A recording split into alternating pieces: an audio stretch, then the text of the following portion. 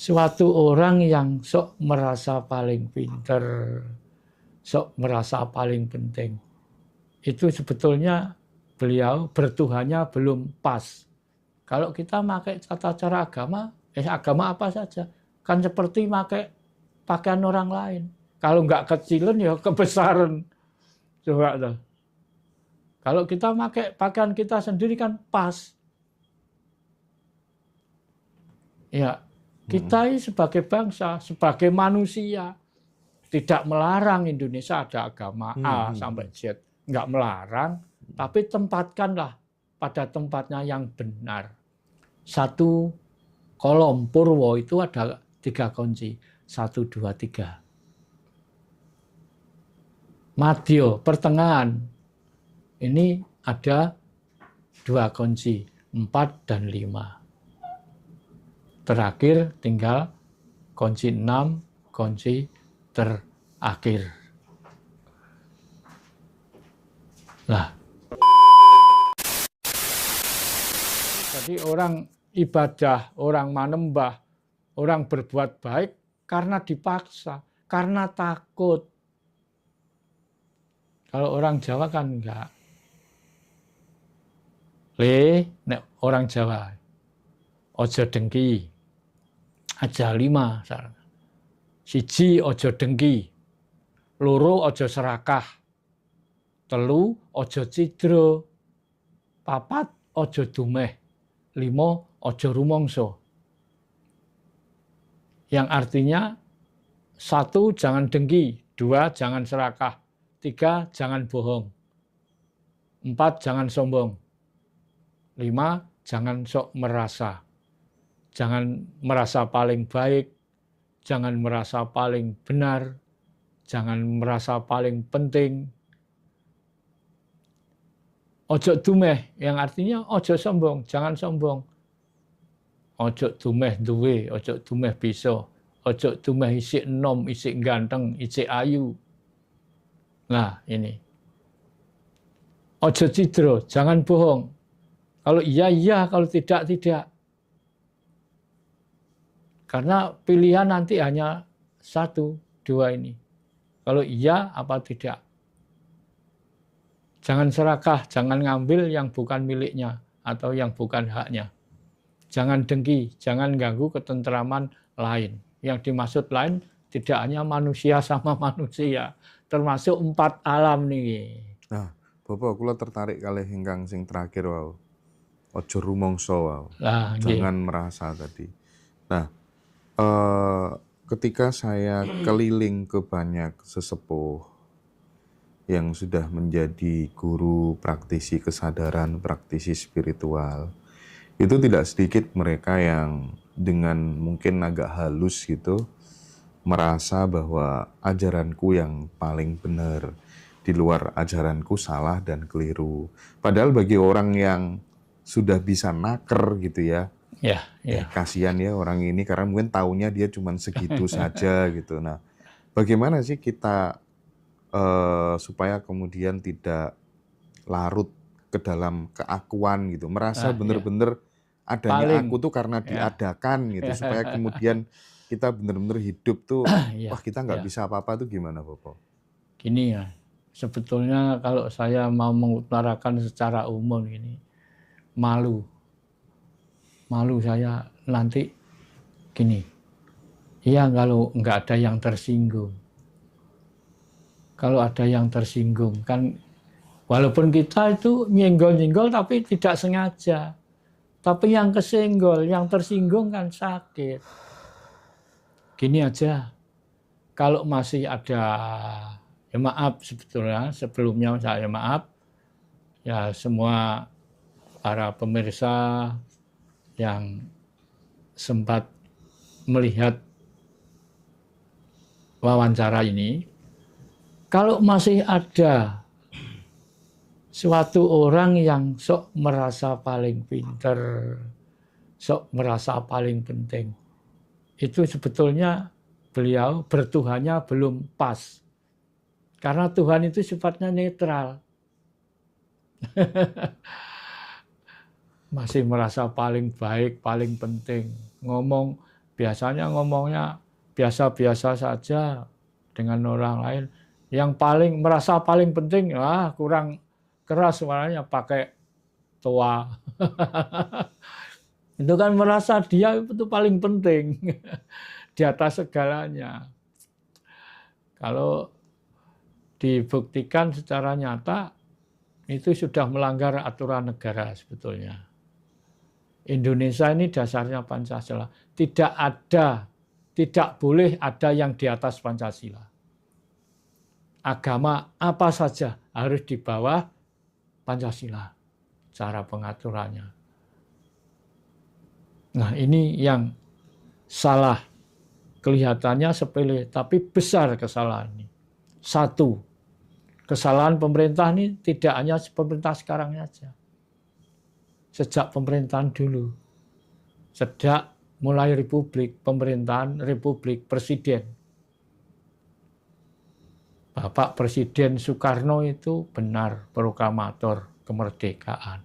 Tapi walaupun bagaimanapun beliau manusia, pasti tetap punya kelemahan. Nah, disitulah kita mengantisipasi ke belakang, menengok ke belakang itu kan jangan sampai kesalahan itu diulang lagi. Satu kesalahan yang pokok. Agama itu kan semua dari luar, pendatang. Agama dinegerikan itu sudah salah. Kelihatannya sepele, ini besar kesalahan. Contohnya sekarang, sekolah-sekolah negeri harus ada musola. Kenapa enggak harus ada kelenteng, enggak ada ada gereja? Nah, ini sebetulnya salah. Salah ya salah. Salah tidak pandang bulu. Siapa saja, kapan saja, di mana saja, salah ya salah. Nah, ini kita jangan takut mengatakan kesalahan ini. Nah, mari kita benahi bareng-bareng. Oh, kalau gitu sekolah negeri harus tiadakan ada musola. Tidak ada. Jangan sampai ada musola. Ajaran agama pun tidak boleh dimasukkan di sekolah negeri. Kalau ingin jati diri ini kembali. Nah, yang swasta biar swasta. Agama kan swasta di Indonesia. Yayasan, silahkan, ya diakui oleh negara. Tapi ajaran agama ini jangan sampai dimasukkan pelajaran di sekolah negeri. Ini kesalahan fatal. Tidak 1 tahun, 2 tahun, tapi selamanya. Coba. Seperti tadi, saya mengantar anak saya sekolah pagi-pagi. Padahal ini sudah di tingkat SMA. Pagi-pagi di situ diputar budaya Arab. Duh, kenapa enggak diputar budaya Indonesia saja? Ini kesalahan. Nah, para guru-guru enggak berani menghentikan ini karena takut atasannya. Jadi ini kesalahan mutlak di tangan pemerintah. Bisa enggak kita kembali ke rumah sendiri, pakai pakaian kita sendiri. Kalau kita pakai tata cara agama, agama apa saja, kan seperti pakai pakaian orang lain. Kalau enggak kecilan ya kebesaran. Coba tuh. Kalau kita pakai pakaian kita sendiri kan pas. Ya, kita ini sebagai bangsa, sebagai manusia, tidak melarang Indonesia ada agama A sampai Z. Enggak melarang, tapi tempatkanlah pada tempatnya yang benar. Manusia itu hubungan sama manusia sedunia itu. Syaratnya harus punya kebenaran, tahu dan ngerti. Satu, harus tahu kebenaran. Yang kedua, harus mau dan bisa mempertahankan kebenaran. Yang ketiga, harus disiplin. Yang keempat, harus sungguh-sungguh serius berantas kejahatan. Kejahatan tidak di luar, kejahatannya pribadi, dirinya sendiri. diawali dari diri sendiri. Memberantas kejahatan. Lengkap yang kelima, harus mau mengayomi orang yang lemah, tapi yang benar. Walaupun orang itu kelihatannya lemah, tapi orangnya salah. Didik dulu, diajari dulu. Kalau sudah mengarah ke kebenaran, nah diayomi. Nah, kita mengayomi orang yang salah sama dengan di dalam rumah ditanami duri.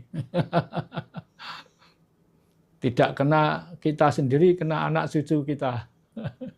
Ini kelihatannya sepele, ini kesalahan besar ini. Bisa enggak?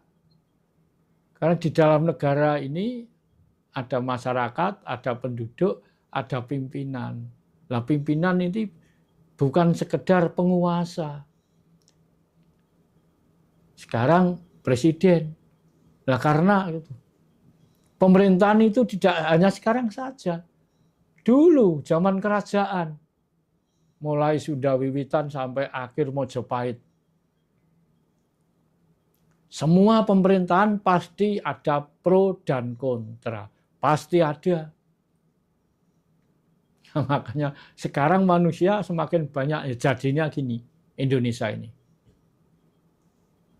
Nah, semoga aja para yang di depan-depan pemerintahan, yang pegang cambuk pemerintahan, jadi kepala negara dan kepala pemerintahan, ini harus sinkron. Harus ngerti ini. Memang ini sudah sering saya katakan. Nah, karena tujuan saya supaya orang besar-besar yang di atas loh bisa mendengarkan, nah, bisa ada kesadaran. Bopo, seperti hari ini kan kita ada bukaan kunci ya di Semarang. Iya. Saya pengen masuk bahas lebih detail lagi tentang meditasi dan bukaan kunci. Ada beberapa peserta tuh, Mas, gimana ya caranya biar saya nggak usah bukaan kunci satu, saya tak langsung ke 3 aja gitu. Bagaimana itu, Bapak? Ya maaf ya nggak bisa dah. Masuk naik tangga terus harus di tingkat yang 3. Nah, sekolah aja ya sekarang PAUD dulu, baru TK baru SD, baru SMP, SMA. Nah, kalau di sini kebetulan di ajaran yang kami hayati, yang kami anut ini ajaran Kaweruh Sedulur Sejati. Sedulur Sejati, ajaran Sedulur Sejati. Nah, sekarang ini kita sudah membuat nomor induk sendiri. Nomor induk baru yang namanya Sedulur Sejati Nusantara. Saya nggak bisa ninggal yang namanya sedulur sejati. Karena awalnya ya tentang sedulur sejati. Kenapa? Dasar-dasarnya apa? Ya, manusia itu satu, percaya. Syaratnya, percaya bahwa Tuhan itu ada. Itu syaratnya. Yang kedua, percaya bahwa manusia itu punya sedulur yang sejati, saudara yang sejati. Saya tidak menyinggung sedulur papat. Nanti nek kiri di papat ini mendak nyinggol para sepuh-sepuh. Nah itu tadi loh, saya tidak berani mengatakan lewat lab. Kalau hadapan langsung, monggo ngomong sarasehan lah. Orang Jawa itu ceritanya kan sarasehan istilahnya. Sarasehan itu tidak ngomong, ya ada tanya jawab. Nah, di sedulur sejati sini yang saya anut dan sekarang sudah lumayan banyak orang. Saya baru 6 tahun buka ini karena ya baru mendapat perintah. Nah, ini saya melanjutkan ajaran ini baru 6 tahun. Awal 2020, 13 Februari. Sampai sekarang saya hitung kurang lebih 6 tahun ini yang ikut belajar sudah lebih dari 1 juta orang. Nah, kalau di sini kan ada tataran, nggak bisa langsung kunci. Kan tiap satu tataran itu ada batasnya. Kunci di sini ada 6. Ini istilahnya gini, saya hanya memberikan kuncinya. Kunci itu ada 6. Dibagi 3 bagian. Kalau istilah Jawa, purwo, madya, wasana. Permulaan, tengahan, dan akhiran. Satu kolom purwo itu ada 3 kunci. 1, 2, 3. Madya, pertengahan. Ini ada 2 kunci. 4 dan 5. Terakhir tinggal kunci 6, kunci terakhir. Nah,